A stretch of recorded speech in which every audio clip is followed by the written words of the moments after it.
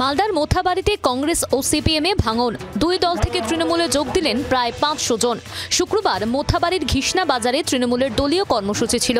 সেখানেই ঘাসফুলে যোগ দেন উত্তর পঞ্চানন্দপুর 1 অঞ্চলের কংগ্রেসের বর্তমান অঞ্চল সভাপতি ও 2 জন বুথ সভাপতি ও 25 জন অঞ্চল কমিটির সদস্য সহ প্রায় 500 জন কংগ্রেস ও সিপিএম কর্মী।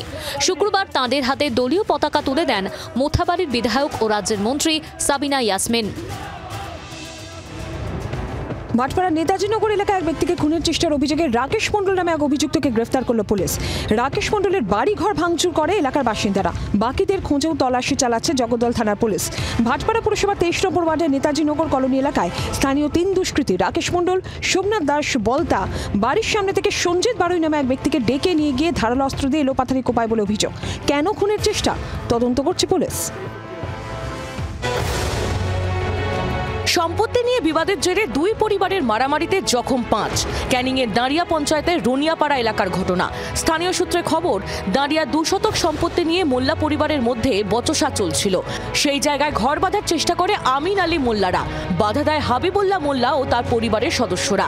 অভিযোগ, সেই সময় একে অপরের বিরুদ্ধে বাঁশ লাঠি নিয়ে ঝাঁপিয়ে পড়ে। শুরু হয় মারামারি। ঘটনায় উভয় পক্ষের মোট 5 জন গুরুতর জখম হয়। আহতদের ক্যানিং হাসপাতালে ভর্তি করানো হয়। ঘটনার বিষয়ে একে অপরের বিরুদ্ধে থানায় অভিযোগ দায়ের করেছে 2 পরিবার।